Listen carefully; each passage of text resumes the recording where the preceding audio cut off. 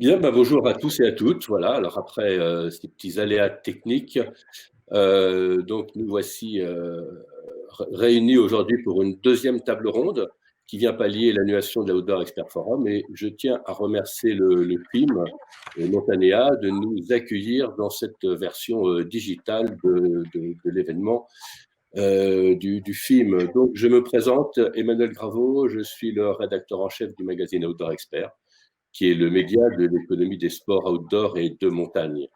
Alors, il y a 5 ans, nous avons créé l'Outdoor Expert Forum avec le soutien de différents partenaires comme OSV, Système D ou encore le pôle sport nature du ministère des Sports.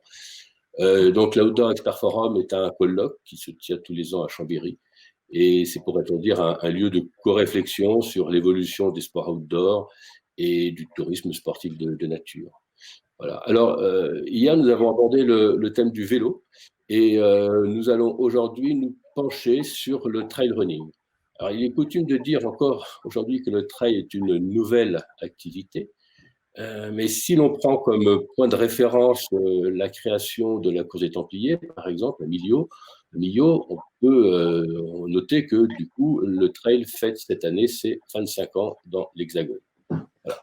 Alors, en tout cas, sous cette appellation trail, car évidemment, courir sur les sentiers, cela s'est pratiqué de tout temps.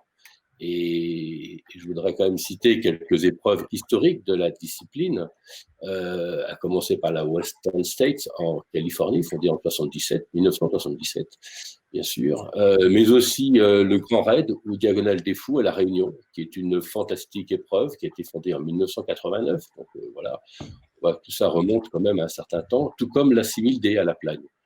Voilà. Donc le trail est aujourd'hui une activité, on peut dire, mature. Voilà, 25 ans d'âge au minimum. Et le nombre de coureurs nature, entre guillemets, selon une étude du ministère des Sports, était estimé à 2,5 millions de pratiquants, parmi lesquels 900 000 coureurs avec dossard. Voilà. Donc, on voit qu'effectivement, le trail est aujourd'hui une activité sportive installée. Et c'est aussi une activité qui a été source d'innovation. Alors, on le voit dans les événements, avec notamment l'UTMB, qui connaît un rayonnement mondial aujourd'hui, mais aussi dans l'équipement, avec des marques comme Red Light, Altra ou Oka, qui sont nés avec le trail, en tout cas dans cette mouvance. Et voilà, donc aujourd'hui, la discipline fait face à de nombreux défis. Évidemment, la Covid en est un, voilà, aujourd'hui. Comment se réinventer en cette période? Comment concilier aussi, plus largement, le développement de l'activité et les contraintes environnementales?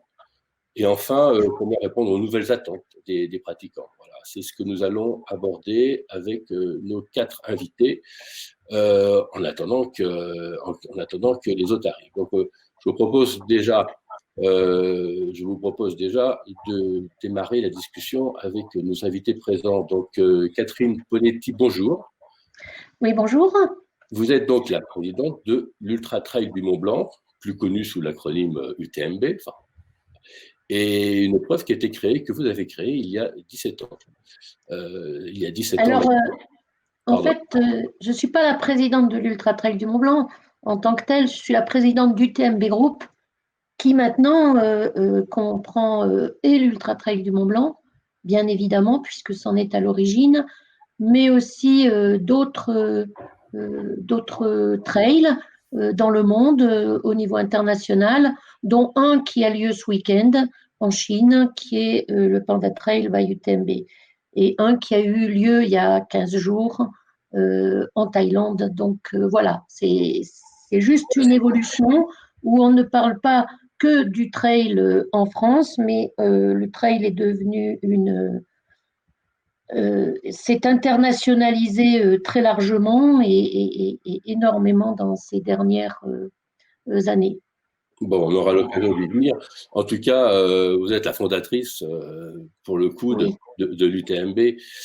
Voilà, épreuve aujourd'hui emblématique et qui a effectivement contribué largement à internationaliser la pratique du trail, qui historiquement était une pratique, si on accepte son histoire aux États-Unis, qui a démarré plutôt dans l'Europe du Sud, entre la France, l'Espagne, l'Italie en particulier. Alors, à côté de vous, Christophe Aubonnet, bonjour. Bonjour. Alors, bon, bah, Christophe, vous êtes ingénieur de formation. Vous avez réalisé une grande partie de votre carrière chez Salomon, en particulier en R&D, en recherche et développement, avant de participer au lancement de la marque Oka. Voilà. Et vous êtes également un sportif accompli, n'est-ce pas, skieur, kayakiste, triathlète, raider, vous me dites si j'en oublie, trailer évidemment, et vous vous définissez avec toutes ces casquettes comme un outdoor addict. Voilà. Donc, comment… C'est ça. J'ai pas grand-chose à ajouter, mais effectivement, c'est bien résumé. Le sport, enfin, je suis né en Savoie, je vis en Savoie et le sport a toujours fait partie de mon environnement, de ma vie. Et finalement, c'est pas un hasard que professionnellement, je me sois réalisé dans le sport.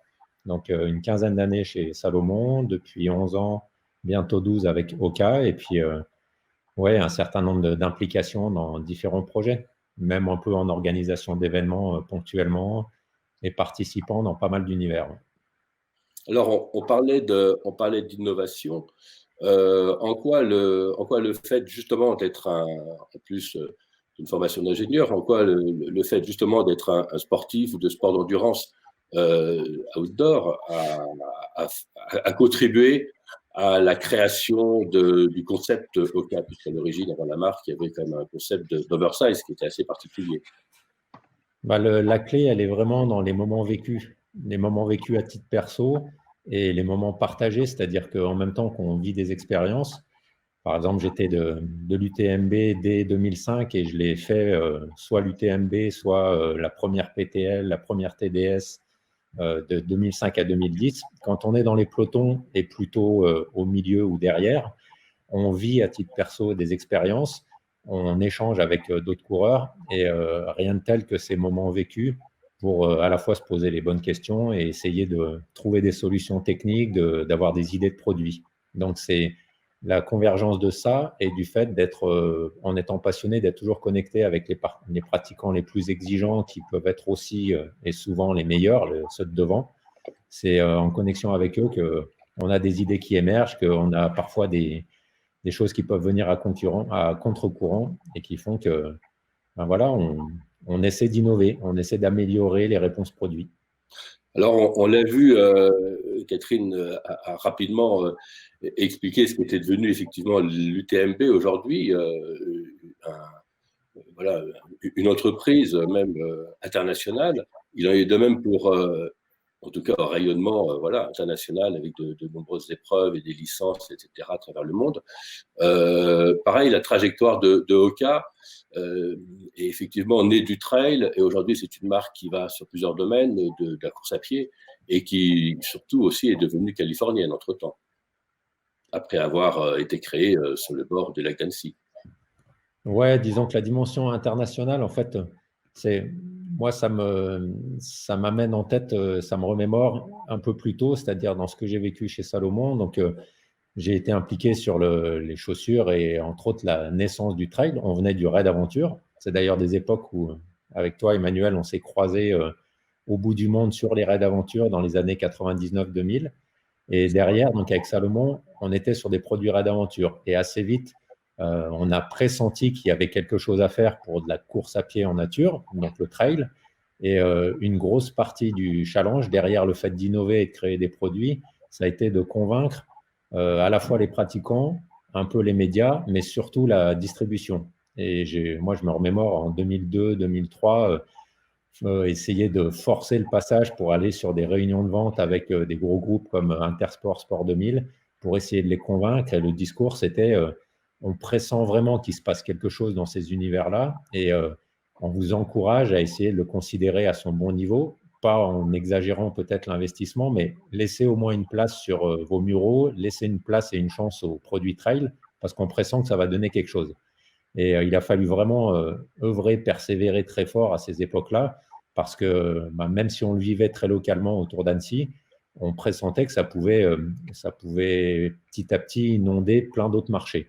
Donc derrière, la dimension internationale, elle a toujours été là. Il fallait prendre en compte les spécificités d'un pays à l'autre, mais rien qu'à l'échelle de l'Europe, il y avait déjà l'émergence de choses intéressantes. Il y avait du fell running en Angleterre qui correspondait à une pratique donnée.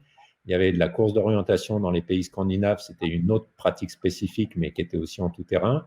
Il y avait déjà l'UTMB qui existait et d'autres courses de trail en France qui prenaient pied, et c'était une passerelle entre la route et la dimension tout terrain. Partout, il se passait des choses qui donnaient à penser que ça pouvait grandir. Et aux États-Unis, finalement, c'était établi depuis un moment, mais c'était une discipline assez cloisonnée, assez niche. Et donc, il y avait des gens qui pratiquaient naturellement en pleine nature, dans une nature moins technique que chez nous, mais qui pratiquaient ce qui s'est appelé petit à petit le trail.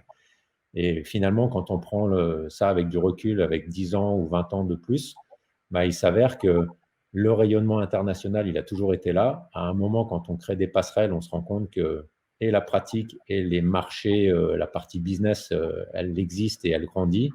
Et c'est indispensable de ne pas rester dans son, on va dire, sa communauté locale, dans sa petite sphère, soit des Alpes, soit d'Annecy, soit de Chamonix, si on veut prendre la pleine dimension de ce que ça peut être. Bien, donc je vois que Xavier est en ligne, donc n'hésitez pas à cliquer sur monter en scène.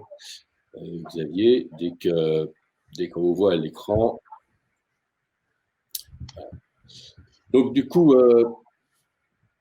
Catherine, effectivement, on parlait effectivement du fait que la course ait été annulée. Pouvez-vous parler un petit peu de l'expérience Figital que vous avez créée pour justement pallier cette absence, mais maintenir quand même votre communauté près de vous? Disons que c'est venu petit à petit, et c'est vrai que l'idée, c'était de se dire comment est-ce qu'on peut faire pour que les gens soient réunis, de la même manière que là, on est en réunion d'une manière digitale, mais on est quand même en réunion et il y a des personnes qui peuvent y assister. Et ce qui était assez compliqué, c'est de trouver le moyen de faire quelque chose qui colle vraiment à la discipline. C'est-à-dire que le trail running ne se fait pas sur un espace normé. Le trail running, il se fait, il y a des chemins, ils montent, ils descendent. C'est difficile d'avoir, comme sur un anneau de vitesse, quelque chose de bien clair où les gens peuvent aussi se comparer parce que c'est un petit peu ce qui rassemble. Et c'est là où on cherchait un moyen d'arriver à faire des challenges ou des challenges digitaux, mais qui tiennent compte de plusieurs paramètres en même temps, c'est-à-dire à la fois du dénivelé, à la fois de la distance. Après, c'est sûr que la technique et le fait qu'on soit tous sur le même, ça n'y est pas. Pour l'instant, c'est quelque chose qu'on n'a pas du tout trouvé. Et c'est comme ça qu'on a lancé le système. Au départ, pour pouvoir compléter et permettre aux courses qui étaient avec nous, et d'ailleurs, nous, on l'a fait sur l'UTMB, ça a attiré pas mal de personnes. On l'a fait parce que les gens ne pouvaient pas se déplacer vu que les frontières étaient fermées. On l'a reproduit sur plusieurs événements de l'Ultra Trail World Tour. On l'a reproduit sur le Panda Trail, sur la Thaïlande. Et on se rend compte que ça permet à des gens d'être plus actifs et participer d'une manière différente à ces événements tout en étant là-dessus et en partageant quand même quelque chose. L'idée, c'était que aujourd'hui, il est extrêmement intellectuel de se motiver pour faire du sport rien que pour sa santé ou rien que pour quelque chose d'autre. Et c'est difficile Moi, je l'ai vu avec ma fille Isabelle qui, elle, faisait du biathlon, avec Michel qui, effectivement, fait du trail running. C'est difficile de, de se motiver si on n'a pas un objectif. Et c'était une manière de pouvoir proposer un objectif différent, certes, mais un objectif aux coureurs. Et là où on voit que c'est assez impressionnant, c'est que par exemple, sur les épreuves virtuelles de l'UTMB, on a vu apparaître des nationalités, enfin, en fait, on ne calcule pas ça sur la nationalité, mais sur le pays de résidence, ce qui est beaucoup plus juste. Mais on a vu apparaître des communautés qu'on n'avait jamais vu apparaître préalablement dans le trail running. On a vu apparaître des communautés en Malaisie, qui est arrivée comme la deuxième communauté de trail qui a participé, et ça s'est reproduit sur l'épreuve en Thaïlande, et c'est en train de se reproduire sur l'épreuve en Chine. Et puis, on a vu aussi apparaître l'Iran, une très grosse communauté de coureurs. Donc, c'est vrai que quand on dit que le trail est mature, je n'en suis pas certaine. Pour l'instant, on n'a pas encore développé le trail à tout niveau, au niveau international, et chaque nationalité ayant sa propre manière et ses propres codes pour pouvoir le pratiquer. Bien, donc merci Catherine et Xavier Thévenard, un coureur que vous connaissez bien, pour l'avoir vu monter progressivement toutes les marches du podium et des différentes épreuves du TMB. Donc Xavier nous a rejoint. Bonjour Xavier. Bonjour. Merci d'être arrivé jusqu'à nous malgré les aléas techniques. Exactement. Petite chose technique, mais là c'est tout bon. Ça me parle bon. Donc je ne sais pas si on peut encore vous présenter, vous êtes largement connu, mais donc vous êtes athlète de haut niveau, skieur de fond à la base, ultra-trailer. Il est difficile de dérouler votre palmarès, mais on citera effectivement que 3 victoires à l'UTMB. Vous êtes ambassadeur de nombreuses marques comme ASICS, Garmin, mais vous avez aussi une nouvelle mission et qui vous tient particulièrement à cœur, c'est d'être l'ambassadeur pour la France de la Fondation Kylian Jornet. Et vous allez nous en dire un peu plus dans un petit moment. Mais déjà, je voulais avoir votre point de vue sur cette période assez particulière, notamment pour les athlètes. Voilà, cette période que nous vivons entre confinement, reconfinement, annulation des épreuves. Comment effectivement arrivez-vous déjà à vous entraîner entre ces différentes périodes de confinement? Est-ce que voilà, comment est-ce que vous avez voilà, est-ce que vous tournez, courez sur un tapis, etc. Voilà, et effectivement, est-ce que ça ne démotive pas également les athlètes de haut niveau de voir toutes ces épreuves s'annuler? pour ce qui est des compétitions, etc., on va dire que moi j'aime bien la compétition, mais c'est pas ce qui me fait le plus vibrer. La chose à laquelle je suis le plus attaché, c'est l'activité. Et je m'aperçois très bien sur cette année que finalement, je me suis entraîné autant que les années suivantes sans avoir d'objectif précis avec des dossards sur le dos, puisqu'en fait, ce qui me fait vibrer, c'est avant tout l'activité physique en plein air, dehors, passer du temps en montagne, etc.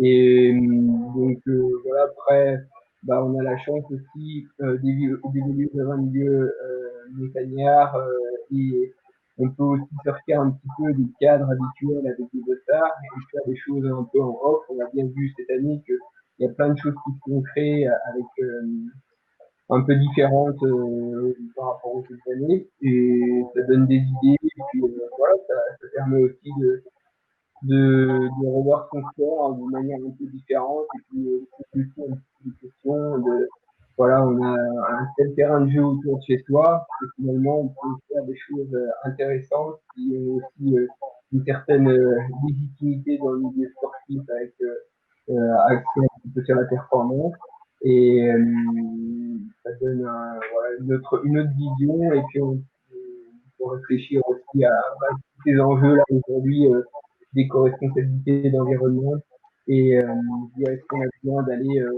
à l'autre bout de la planète pour aller courir alors que finalement on a tout derrière la maison et on connaît pas la moitié du chemin, on connaît pas la moitié du sommet qui se trouve derrière. Voilà. Donc c'était, on va dire, cette période différente, mais ça permet aussi de se remettre en question sur pas mal de choses, sur notre activité et sur nos façons de faire au quotidien. Et je pense que c'est un mal pour un bien. Voilà. Vous êtes aussi lancé notamment dans le défi du GR20 Corse. Est-ce que c'est aussi ce genre de challenge qui vous motive pour la suite? Oui, c'est sûr qu'aujourd'hui, en plus, voilà, le GR20 parce que c'était un tracé mythique, mais on regarde un petit peu ce qui s'est fait en dehors aussi. Par exemple, Pocafel qui a fait un tour du Mont Blanc. Voilà, aujourd'hui, on connaît les références sur le tour du Mont Blanc. On sait ce que vaut cette performance. Et voilà, ça montre une autre manière de pratiquer le sport. Et aujourd'hui, toute personne qui peut passer un tour du Mont Blanc en off, on va pouvoir savoir ce que veut faire parce qu'on a tous, on a des temps de référence, on fait quelqu'un qui a un gros temps, un intermédiaire, un temps un peu plus moyen, mais voilà, aujourd'hui, on arrive très bien à dire si c'est vraiment du lourd ou si c'est un peu moins fort. Mais voilà, je pense que les idées vont encore mûrir les années suivantes. Et puis voilà, c'est intéressant. Et du coup, effectivement, ça amène une autre manière de pratiquer votre activité. Donc, effectivement, aujourd'hui, on l'a vu, effectivement, l'activité au niveau international n'est pas encore mature. Il y a encore un grand développement, voilà, encore une grande marge de développement de la pratique. Pour autant, aujourd'hui, vous avez une autre position, comme vous le disiez, vous prenez plutôt une pratique de haut niveau, mais plutôt de proximité. Donc, est-ce que vous pouvez nous expliquer votre engagement avec la Fondation Kylian Jornet? Vous êtes plus que signataire, vous êtes ambassadeur et même voilà, copartenaire de cette charte. Donc, du coup, pouvez-vous nous en dire plus, nous expliquer vos motivations? Ouais, donc voilà, l'idée c'était avec la Fondation Kylian Jornet de créer une charte parce qu'on sait très bien que notre activité aujourd'hui elle a un effet néfaste sur l'environnement et puis c'était de réduire nos émissions de gaz à effet de serre pour être totalement neutre en 2050. Donc on s'est appuyé sur les accords de Paris et sur les accords de développement durable de l'ONU. Alors après, avec différents acteurs de l'activité, donc les événements d'un côté, les athlètes de l'autre, les fédérations et puis les marques, etc. Avec différents objectifs en commun. Alors après, voilà, les athlètes voilà, ont différents objectifs à remplir. Et puis ensuite, pourquoi pas, nous, en tant qu'athlètes, d'aller directement vers nos équipementiers en essayant d'influencer dans le bon sens, prendre la bonne direction pour avoir des chaussures peut-être plus durables, essayer d'éviter des colorants polluants qui polluent des quantités d'eau incroyables, etc. D'avoir des chaussures peut-être qui viennent à l'avenir 100% recyclables. C'est toutes ces choses-là, par rapport à l'emballage aussi, des cartons, ces petites choses-là où on peut avoir notre mot à dire aussi, puis voir si les marques veulent nous suivre, etc. Donc en tout cas, nous, l'idée c'est à travers notre image, de dire voilà, moi, je veux communiquer ok avec vous, mais sur ces choses-là que vous mettez en avant sur le développement durable, une pratique plus éco-responsable, etc. Et après, bah, voilà, les objectifs, il y en a plusieurs. L'idée, c'est de s'y tenir et puis de, d'être totalement neutre en carbone d'ici 2050. Donc, un gros travail.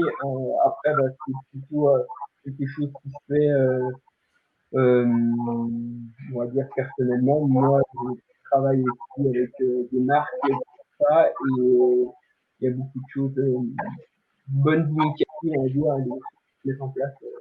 Et puis après, c'est ma pratique plus perso de pratiquer un sport de proximité. C'est, voilà, pour moi, dans mes conditions, je me dis, bah oui, quand je vis, je me contrôle pas mal aussi à ce qui est des prédictions pour l'avenir.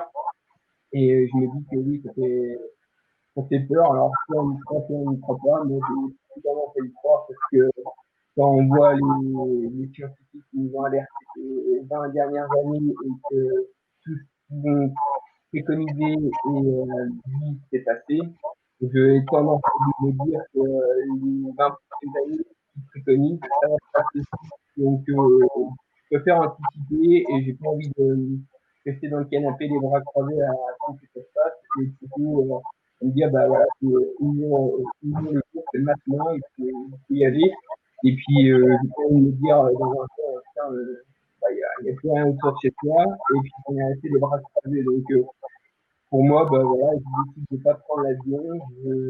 J'ai plein d'autres actions au quotidien dans ma démarche perso pour essayer d'atténuer un petit peu mon empreinte et de faire au mieux possible. Après, je suis pas du tout exemplaire, mais voilà, donc c'est pour ça que prendre l'avion pour faire 150 bornes à pied, pour moi, ça passe. Après, on est tous différents, on a des liens, on a des contraintes de vie, des obligations qui ne permettent pas, mais il n'y a pas de petit grand geste. Tout le monde doit œuvrer dans ce sens-là, à mon avis, pour que la Terre, ben, elle puisse continuer qu'elle aille mieux ces prochaines années, quoi, et puis que les futures générations aussi puissent en profiter, puis voir des belles choses de la nature, parce qu'aujourd'hui, ce qui nous procure du bonheur, en tout cas dans mon activité, moi, ce que je vois, c'est dans mon activité, ce qui me remplit de bonheur et de joie, c'est le milieu naturel, c'est le milieu montagnard, et si d'un côté, à travers mon activité, je commence à la détruire, à la détériorer, bah, c'est pas logique. Donc, il faut qu'il y ait un sens dans tout ça, et c'est pour ça que on essaie de mettre en place le charte, que individuellement, on essaie d'être un peu meilleur, et, et c'est pour ça aussi que, voilà, je me dis que pour s'amuser, pratiquer son activité, il y a moyen de faire plein de choses autour de chez soi, pas besoin d'aller à l'autre bout de la planète. Mais ça, après, ça n'engage que moi. Sachant que vous avez déjà eu le privilège en tant qu'athlète de haut niveau d'aller jusqu'au déjà de faire le tour du monde plusieurs fois, j'imagine. Donc, alors, ouais, c'est sûr que je suis allé à droite et à gauche. Après, bah voilà, on mûrit avec le temps, on réfléchit aussi à nos actions. Et puis c'est vrai que à travers la lecture et la prise d'informations d'année en année, et ben il y a des déclics qui se font. Et puis tout ça, bah pour moi, ça n'a plus trop de sens. Alors voilà. Après, c'est est-ce la chance. qu'aujourd'hui, concrètement, est-ce qu'il y a des marques qui ont signé la charte ou des événements je crois que l'Ecotrail a signé Jean-Charles Perrin. Est-ce que des marques voilà, comme Salomon ou ASICS, votre partenaire, ont signé? Pour ce qui est de Salomon, je ne sais pas trop où c'en est. Après, pour d'autres équipementiers, très probablement, ASICS, il y a des choses qui se mettent en place aussi, mais par rapport à tout ça, là, je vais m'abstenir. Après, C'est encore, oui. ça va, ça va, ça va se savoir très rapidement. C'est encore récent, d'accord. Voilà. Et alors justement, est-ce que Christophe, Catherine aussi, vous pouvez contribuer. Est-ce que justement cette période de confinement, d'annulation des épreuves, etc., n'a pas favorisé l'accélération, une fois de plus, d'événements. C'est presque un contresens de parler de off, de parler d'événements pour les off, mais en tout cas, une vision peut-être plus aventure de la discipline. Comment vous voyez cette évolution? Vas-y, Catherine.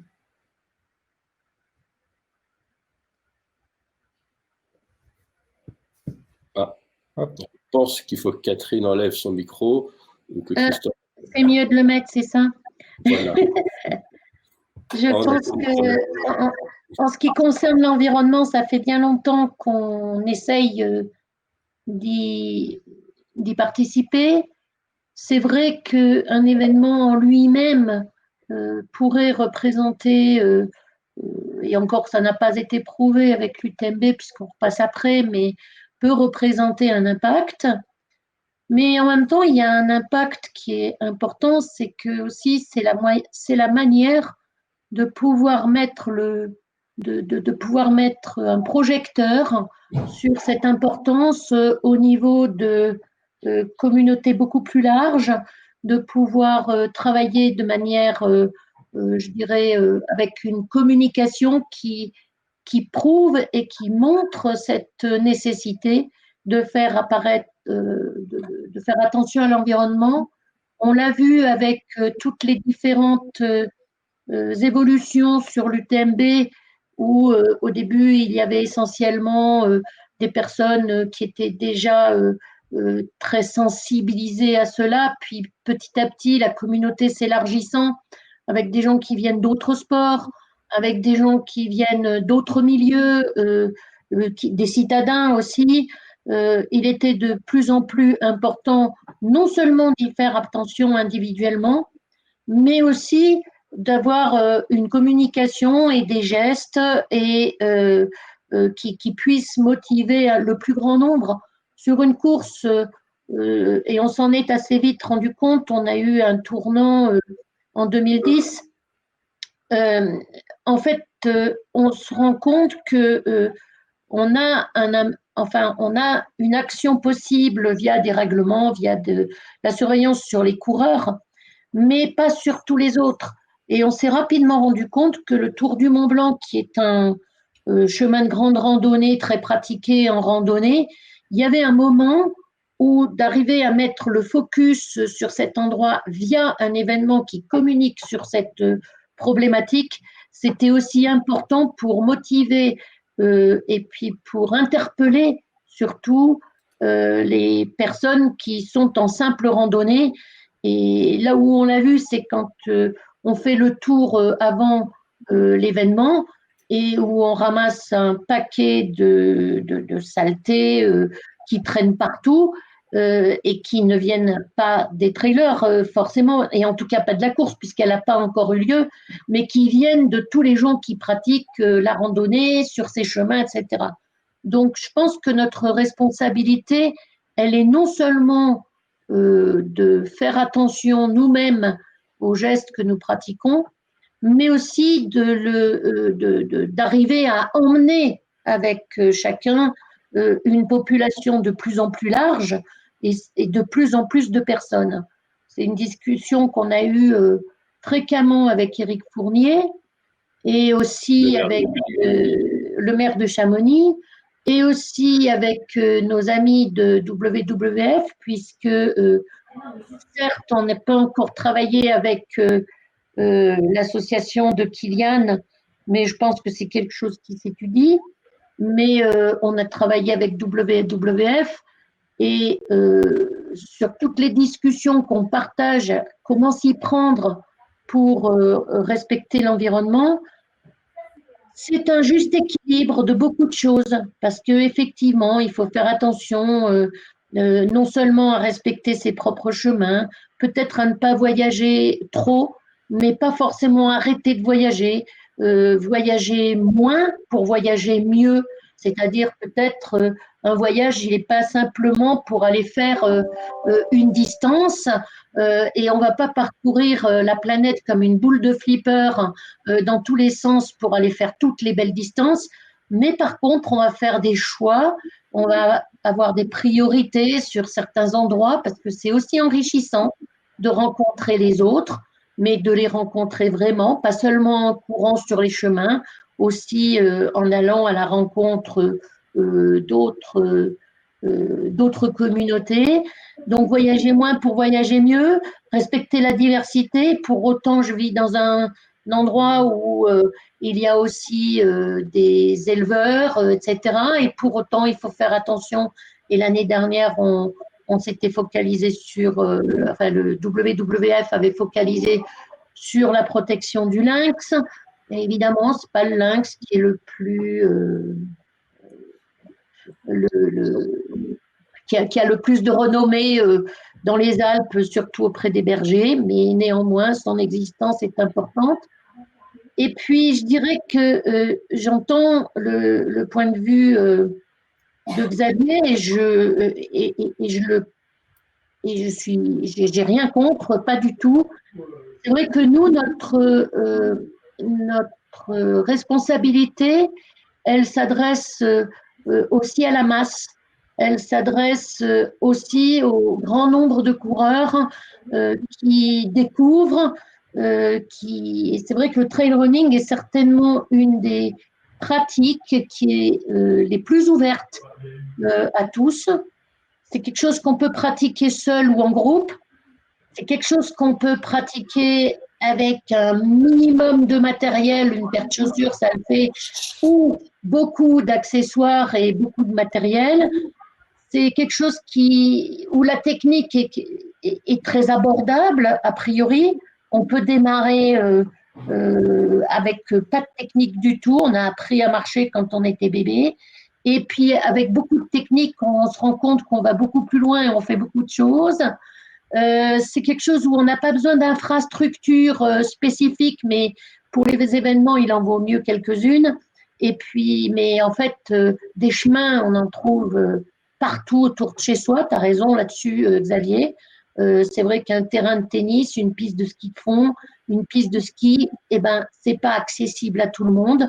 Donc, effectivement, le trail running, il est praticable partout, à tous les niveaux. Et puis, simplement, voilà comment on le fait. L'occasion de glisser que, bien qu'on soit en Rhône-Alpes, là, tous autour de cette conférence, la deuxième région après Rhône-Alpes en matière de trail running, c'est comme la Bretagne. Donc, on voit qu'effectivement, l'activité se pratique non seulement dans le monde, mais déjà dans l'ensemble de l'Hexagone, y compris dans le Nord, comme la Côte d'Opale et autres. Donc, on voit la grande diversité d'une activité qui, effectivement, Catherine, doit son succès à son accessibilité. Alors, bon, on a réussi à résoudre les problèmes techniques. Donc, Christian Loss nous a rejoint. Bonjour, Christian. Donc, vous êtes responsable trail et running de la marque Salomon en France. Ravi que la connexion ait pu se faire. Rappelons quand même que Salomon est une marque qui a joué un rôle majeur dans l'émergence du trail, en tout cas dans sa structuration, et notamment à travers, dès 2003, un challenge national, qui était donc sponsorisé par Salomon, alors que la discipline, le trail, n'était pas encore reconnue comme une discipline sportive à part entière. Donc voilà, c'est vrai que les équipementiers ont beaucoup œuvré pour le développement de l'activité. On a parlé tout à l'heure, là, en début de session, un peu de la genèse du trail. Les équipementiers comme Salomon, très vite rejoints par ASICS, et puis évidemment d'autres après, même la marque Adidas, qui était quand même partenaire des premiers Templiers, rappelons-le. Donc voilà, donc Christian, est-ce que vous pouvez, on a un petit peu déjà embrayé sur la démarche de développement durable, mais pouvez-vous déjà revenir un petit peu sur cette période du Covid? Comment vous, en tant que fabricant, vous l'avez vécu? On a vu qu'il y a eu un gros coup de frein commercial, ensuite un engouement pour le running et du coup, j'imagine aussi pour le trail. Est-ce que vous avez déjà des retours là-dessus?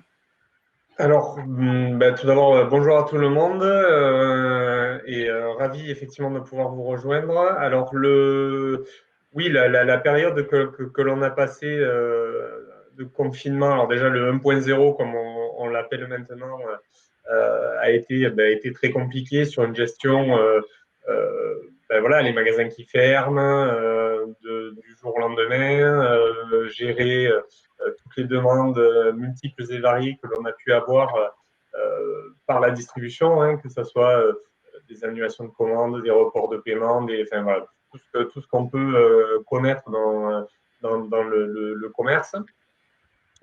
Donc compliqué de percevoir comment ça allait se dérouler derrière.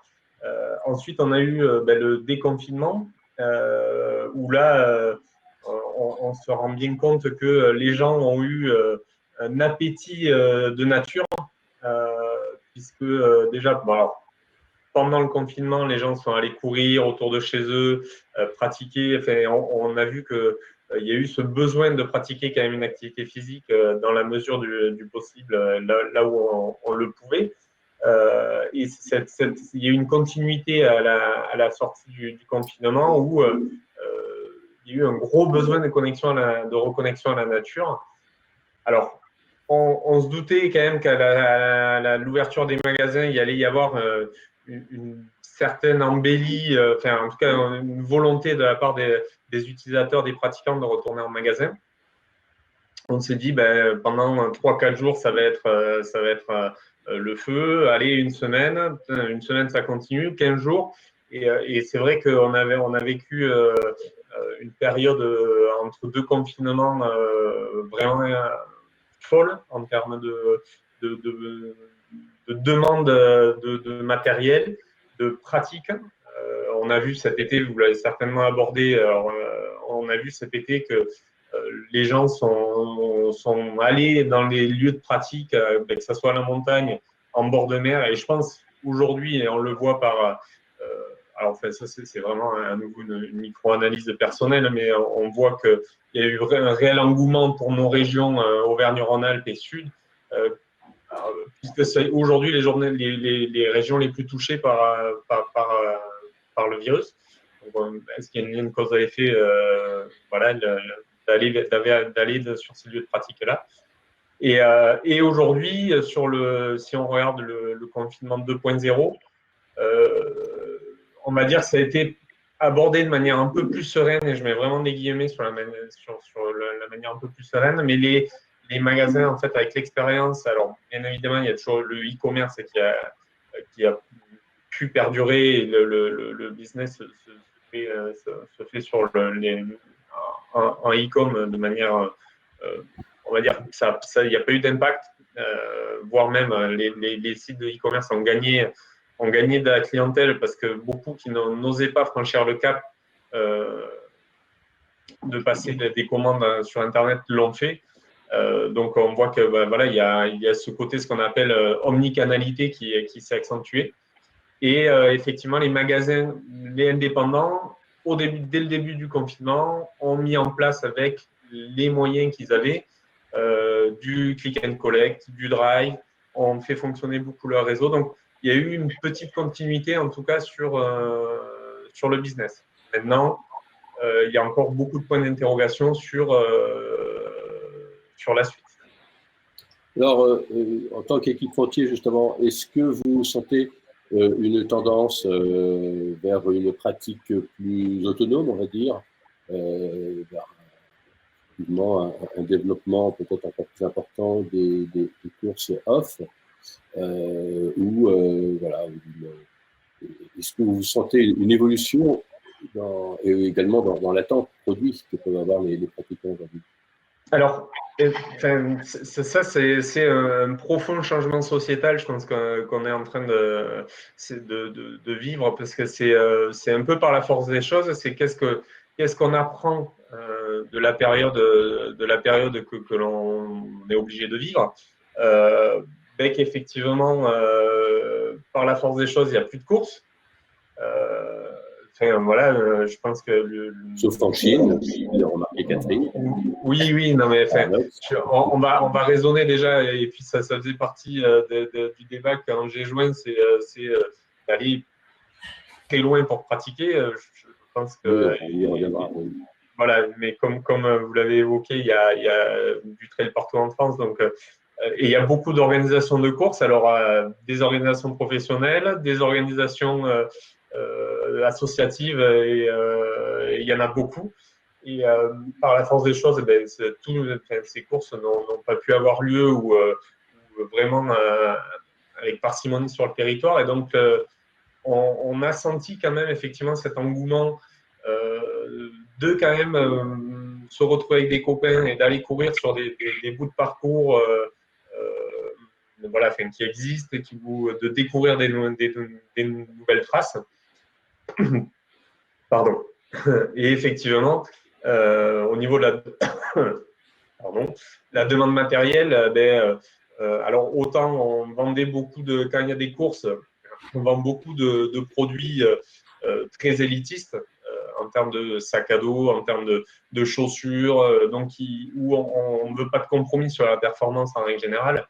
Donc des produits légers, pas forcément avec du gros contenant parce qu'on peut changer sur les ravitaux, on peut faire le plein, le vide de tout ça. Donc tout ça, il y a eu forcément un déclin au niveau de ces ventes de produits performance pour préférer des produits de bon niveau avec plus de durabilité ou plus de volume de contenants. Si on raisonne un sac à dos, par exemple, on va vendre des contenants plus importants parce qu'effectivement, il faut qu'on ait entre guillemets, toute sa maison sur le dos. Et comme connaît bien Christophe, on retrouve un peu plus cet esprit aussi raid d'aventure qu'il y avait où on a besoin de plus de matériel puisqu'on est en autonomie. Christophe Aubonet, vous confirmez? Oui, c'est pas mal ce qui se passe en ce moment. Disons que tout le monde est bousculé, c'est sûr. Dans pas mal de sujets qui sont évoqués, il y a un truc qui est certain, c'est que beaucoup apprécient, c'est vrai via les organisations de courses, c'est vrai via des salles de sport ou autre chose, apprécient d'être accompagnés, d'être dirigés. Donc, il y a de la place pour l'encadrement, il y a de la place pour ceux qui veulent créer et initier des modes d'encadrement. Je prends la caricature de Swift avec les plateformes vélo, enfin toute cette dynamique qui a été mise en place sur les réseaux sociaux, c'est une manière de se retrouver avec d'autres, même si on est chez soi, et de pouvoir faire. Donc, ce que Catherine expliquait aussi pour l'UTMB, c'est la même chose, c'est essayer de trouver ces dynamiques, les imprimer et faire que les gens puissent se retrouver, avoir des repères, être accompagnés, encadrés et pratiques, même si c'est dans leur coin. Donc, derrière, en termes de matos, sur à la fois les sorties extérieures et sur ce que chacun fait, il y en a beaucoup qui ont ouvert les yeux. Là, je pense qu'on parle beaucoup de gens qui sont convaincus, qui connaissent, qui pratiquaient déjà. Et on dit comment muter et se retrouver à continuer de pratiquer en trouvant un intérêt. Mais il y a en fait énormément de gens qui se sont convertis. Donc, on disait des gens se sont mis au running, des gens se sont mis à marcher, à se promener autour de chez soi par la force des choses.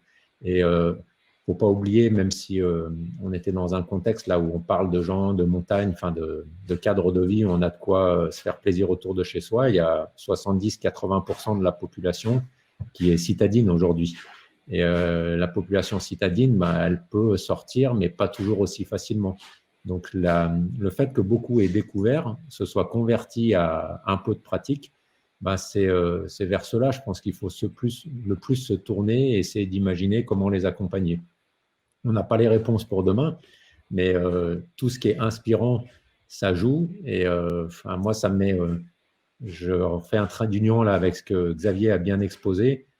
Moi, je trouve ça exemplaire et super intéressant que certains qui ont une image très forte, qui ont valeur d'exemple, donc Xavier et Kylian, prennent position avec des choix forts.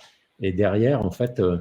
au niveau des équipementiers, c'est un peu ce qui se passe aussi. Je viens sur le côté responsabilité, écologie, progrès à faire en termes de produits plus durables. Il faut savoir qu'on pourrait faire une photo de se dire tout le monde attend un peu et se dit qui va prendre l'initiative et comment ça bouge. En fait, la réalité, c'est que la prise de conscience, elle est forte dans les boîtes. Il y en a quelques-uns qui prennent le parti et qui avancent. Et en avançant, après, ça force de toute façon tout le monde à bouger dans le bon sens. Donc, l'important, ce n'est pas toujours d'être idéaliste en se disant on vise des repères qui sont très, très hauts et qui sont super durs à atteindre. Il faut être ambitieux, mais il faut aussi savoir faire la photo de là où on est aujourd'hui. Et en fonction de cette photo, mesurer chacun des progrès qui vont permettre d'avancer dans la bonne direction. Donc, c'est vrai pour de l'écologie, c'est vrai pour de la pratique sportive, c'est vrai pour de l'implication en fait, au niveau des équipementiers. Et moi, ce qui me rassure et ce que j'aime, c'est qu'on le vit comme ça en interne, mais je pense que c'est partagé par la plupart des boîtes, des équipementiers. Il y en a quelques-uns qui prennent le bâton de maréchal et qui se jettent là-dedans. Et c'est eux qui vont tirer, qui vont servir de leader pour emmener tout le monde dans ces bonnes directions. Alors, est-ce que le trail a effectivement aujourd'hui une responsabilité, enfin l'activité trail au regard des autres pratiques outdoor? Est-ce qu'aujourd'hui, en tant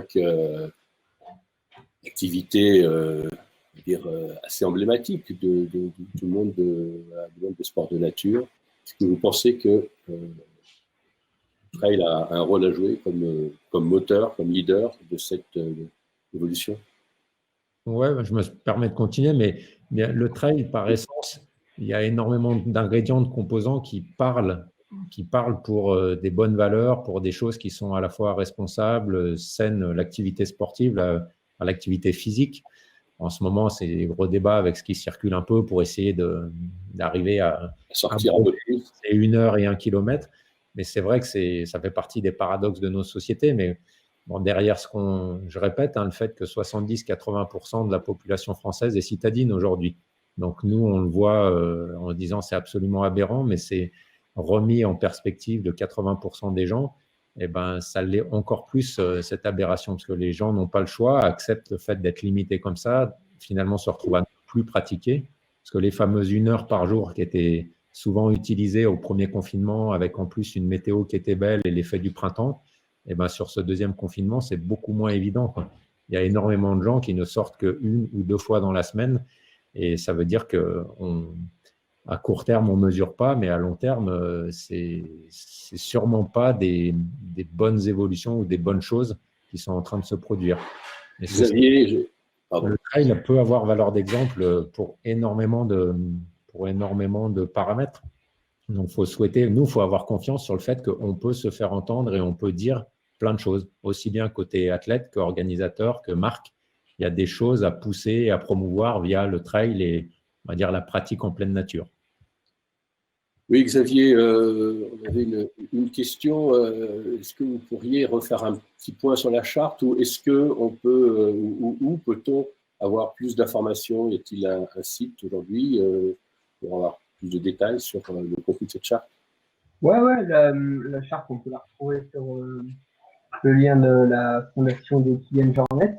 Je pense qu'en tapant Kylian Jornet dans un moteur de recherche, ça devrait le faire. Ecosia qui tourne des armes, c'est parfait pour avoir un peu plus de détails sur le contenu.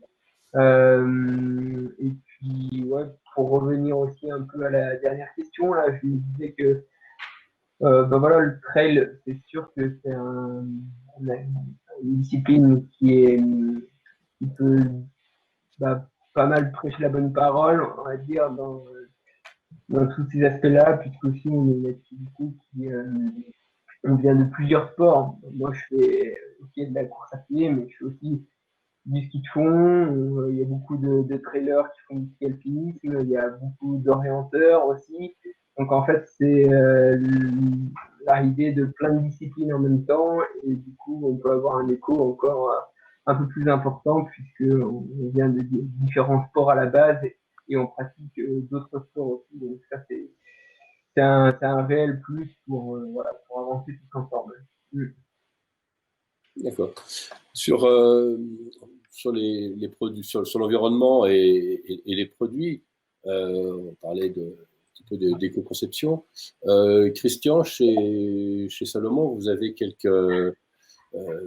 vous évoluez là-dessus, à la fois un peu sur du Made in France, sur des produits recyclables, recyclés, juste en 2 minutes, parce que le temps tourne. Oui, alors effectivement, le sujet demanderait plus de 2 minutes. Et puis, ça rejoint les points évoqués par Christophe et Xavier juste avant, c'est-à-dire que oui, le trail on a vocation en tant qu'équipementier trail de prendre parti pour des produits, on va dire, éco-conçus et dans un esprit de réfléchir vraiment à la globalité du truc. Alors, le chemin est très long, mais comme l'a évoqué Christophe, il y a beaucoup de personnes qui habitent en ville. Donc, il faut, nous, en tant que marque issue de l'outdoor, pouvoir proposer des produits qui s'adressent à un plus grand nombre. C'est pour ça qu'effectivement, comme vous évoquiez, Emmanuel, le produit que l'on a qui sort au printemps 2021, éco-conçu, donc issu de produits recyclés, qui est recyclable, qui rentre dans la fabrication d'une chaussure de ski, donc qui est l'index 1.0 et qui est une chaussure performance de route, donc pour courir, typiquement pour courir en ville, où la prise de conscience est aussi très importante. En ville, on voit plein d'émergences de consommation sans emballage, de vélo taf qui se développe de plus en plus. Donc, effectivement, ce côté urbain est très important. Il y a 30% de notre gamme footwear et PFC free, et donc ça c'est aussi important, ça s'est pas fait du jour au lendemain. Et dans cette continuité-là, dans cette prise de conscience, il y a autant, oui, on peut avoir un produit sourcé équitablement. Le projet qui est en route aujourd'hui chez Salomon, c'est effectivement de produire en local pour réduire également les émissions carbone, de produire en local et d'être compétitif par rapport à une production asiatique. Donc, ça veut dire des usines robotisées, mix avec des personnes qui suivent aussi là-dedans. Donc, c'est le projet qui va avoir, l'usine qu'on a commencé à construire en partenariat avec Chamatex à Ardois, dans l'Ardèche. Donc, où à terme, on aura une unité de production qui fabriquera 500 000 paires de chaussures. Alors, oui, on parle de Made in France aujourd'hui parce qu'on est pour le marché local européen. Mais ça serait non-sens de l'expédier sur un continent américain ou asiatique derrière. Donc, à terme, l'idée, c'est de pouvoir développer localement ces usines pour répondre à un marché local. Donc, avec une réduction au niveau des empreintes carbone, une réduction des déchets dans la production des chaussures. Pourquoi ? Parce que le concept de fabrication fait qu'on a repensé complètement la manière de fabriquer une chaussure. Donc, oui, c'est des projets qui sont très importants et qui va au-delà du trail. Et nous, on est ravis en tant qu'équipementier et comme l'évoquait Christophe, que derrière, ça peut suivre et on a déjà d'autres marques de sport qui veulent fabriquer des chaussures et qui vont sortir des chaussures à Ardois, et pour les citer, qui sont Babola et Millet, qui vont également avoir des chaussures qui vont sortir de là. Mais lançons ce mouvement et puis que ça soit pas du greenwashing, quoi. C'est-à-dire qu'il y ait une réelle prise de conscience sur ça. Bien, le retour, même si on a démarré un petit peu en retard.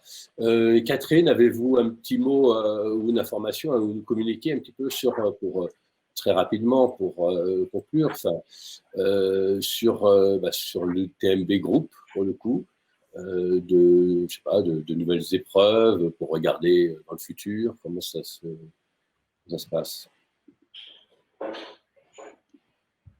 Ah, il faut enlever votre micro à nouveau. Presque. Voilà. Excusez-moi. C'est vrai que pour regarder dans le futur, il faut aussi tenir compte du moment et que là, on vient d'avoir une épreuve qui nous a fait probablement regarder différemment. C'est l'une des raisons pour lesquelles on est en train de structurer le système sportif, justement, pour trouver des règles sportives qui permettent aux gens du monde entier de courir, mais pas forcément en se déplaçant sur tous les événements. C'est là où on travaille de manière plus importante sur les aspects digitaux. C'est vrai qu'il y avait une course en Chine, mais c'est vrai qu'en même temps, de toute façon, les Chinois ne laissent pas rentrer les étrangers, mais en même temps se déroule une course digitale sur laquelle il y a actuellement, je crois, un petit peu plus de 800 personnes qui participent justement au Panda Trail virtuel. Et c'est une manière d'essayer d'étendre les choses sans obliger les gens de voyager. Et comme je le disais, l'une des choses les plus importantes pour nous, c'est de de retravailler notre concept pour en même temps élargir la communauté des gens qui peuvent partager quelque chose, tout en les incitant à voyager moins pour voyager mieux. Et je pense que déjà aussi faire voyager moins de produits ou de marchandises. C'est vrai que c'est aussi un travail qu'on fait où on travaille toujours avec une équipe locale, où que ce soit dans le monde, rien n'est exporté à 100%. On travaille toujours avec des équipes locales pour pouvoir mieux. Déjà, le trail running, c'est quelque chose qui est tellement qui doit être ancré dans son propre territoire pour faire partager une expérience qui est encore plus vraie. On n'a jamais voulu, par exemple, au niveau du système sportif et des courses qu'on fait à l'international, on n'a jamais voulu fonctionner. Alors, comme enfin, c'est pas comme le club Méditerranée. Le club Méditerranée, où qu'on aille dans le monde, on est d'abord dans le club Méditerranée. Nous, ce qui nous intéresse, c'est où qu'on aille dans le monde, on est là où on est et on a une expérience qui est pleine et entière. Quand on est en Chine, on vit la Chine profonde. Quand on est en Thaïlande, on vit la Thaïlande. Quand on est à Oman, on vit Oman. Et je dirais qu'on partage aussi cela sur le digital pour que les gens qui ne peuvent pas se déplacer puissent quand même participer. Xavier, est-ce que vous êtes d'accord avec le principe du voyager moins mais mieux? Est-ce qu'il faut s'interdire tout voyage lointain demain? Est-ce que les trailers doivent s'interdire toute excursion lointaine ou pas? Non. Il faut voyager réfléchi, comme on a bien parlé depuis le début. Et puis après, bah voilà, l'idée aussi de la charte, par exemple, un des objectifs, c'est de compenser toutes nos émissions de carbone de tous les voyages. Alors après, bah, il y a plusieurs choses à faire, mais bah voilà, d'intégrer ça et de dire, bah voilà, je fais ce voyage-là, donc derrière, j'essaye de le compenser au maximum. Alors après, je pense pas qu'on puisse compenser un long voyage, mais on peut l'atténuer, voilà. Et si on arrive à appliquer cette démarche, et bah finalement, tout le monde s'y met. Voilà, après, ça fait l'effet boule de neige et ça suit son cours, donc pourquoi pas, ouais. Mais non, il faut pas être... faut faire en fonction de... faut vivre ses rêves, c'est clair, mais il faut aussi avoir une conscience derrière pour pas que ce soit trop impactant. Mais voilà, ça c'est mon avis. Alors Christophe, il y a une question qui est tombée. Est-ce que le terme trail n'est pas trop générique? Voilà, le différent de faire un trail dans les collines, de courir le GR20. Effectivement, déjà le trail est une sous-catégorie du running, si on veut rentrer dans les segmentations. Est-ce que c'est la même pratique, effectivement, de courir sur des terrains différents? C'est à moi que tu posais la question. Oui, j'avais. Voilà. Oui, le trail, c'est intéressant de savoir que on a souvent, c'est classique, mais on a des visions un peu nombrilistes, c'est-à-dire selon là où on est, on se dit tiens, le trail c'est ça, ou on peut parler d'autres sports, d'autres pratiques. Le commuting, par exemple, à vélo, c'est ça à tel endroit, sauf que quand on a soit la chance, soit par voie de conséquence, par le boulot, on voyage un peu sur des endroits différents. Il s'avère que le trail aux États-Unis, c'est de toute façon beaucoup plus roulant et ça mixe aussi bien des endroits où il y a ce qu'on appelle des fire roads, c'est-à-dire des routes vraiment carrossables en cendré. C'est typiquement ce qui a donné naissance au gravel en vélo de route. Donc ça, c'est le trail aux États-Unis. Le trail au sens sentier technique qui devient un peu plus montagneux et tout ça, il y en a, mais il y en a peu. Et ils ont moins l'habitude de courir sur ces endroits-là. Après, quand on met le trail à l'origine, qu'on appelait le skyrunning dans cette discipline-là, mais le trail à l'italienne ou à la Suisse, c'est très vite dans des endroits où ils mettent des chaînettes, ils mettent des câbles, mais il n'empêche que libre d'y aller et sans souci. En France, la régulation, les responsabilités font qu'il y a beaucoup moins de sentiers de ce type-là qui sont ouverts. Mais ça existe dans d'autres pays. Donc, l'un dans l'autre, le trail au sens large, ça englobe beaucoup de choses. La chose intéressante, c'est que ça se décloisonne beaucoup depuis un moment. Les trailers se sont mis depuis un certain temps à s'entraîner beaucoup plus sur la piste et à avoir des références de piste, à être capable de comprendre la culture. Les coureurs de route qui ne voulaient pas entendre parler du trail il y a 10 ans, 15 ans et qui étaient en rivalité, petit à petit, la passerelle se sont faites. Et l'intérêt, c'est que c'est de la course à pied au sens large et puis de la pratique. Donc, diversité qui fait la richesse de l'activité. Exactement. Et c'est pour ça, moi, je rejoins Catherine qui a dit tout à l'heure, on est sans doute loin d'être à maturité dans le trail. C'est presque une évidence. Ce qu'on comprend du trail aujourd'hui, ce qu'on en comprendra dans 3 ans, puis dans 6-8 ans, ça aura énormément bougé. Mais c'est ce qui en fait la richesse aussi, quoi. L'important, c'est de garder les capteurs bien ouverts, de garder les oreilles ouvertes et puis d'essayer de s'adapter et de proposer des choses qui fassent que les gens s'y convertissent d'autant plus et s'y éclatent, quoi. Bien, merci. Je pense que voilà, il va falloir qu'on rende l'antenne, comme on dit sur les plateaux. Merci à vous tous pour cet échange qui, je pense, a été très enrichissant. On pourra retenir qu'effectivement, le trail a une certaine valeur d'exemple dans les sports de nature. Voilà, il faut prôner une pratique plutôt réfléchie, sans se couper effectivement de la diversité. Et en tout cas, on a bien compris que le trail était encore un sport en plein développement et le challenge étant de concilier son fort développement et effectivement, Xavier, l'impact sur la nature. Donc, écoutez, merci à vous tous de vous être rendus disponibles pour cette visioconférence. Désolé pour les aléas techniques. Voilà, qui ont un petit peu émaillé le début. Mais en tout cas, merci à vous et très bonne journée à tous. Au revoir. Merci à tout le monde. Bonne journée. Bonne journée, au revoir.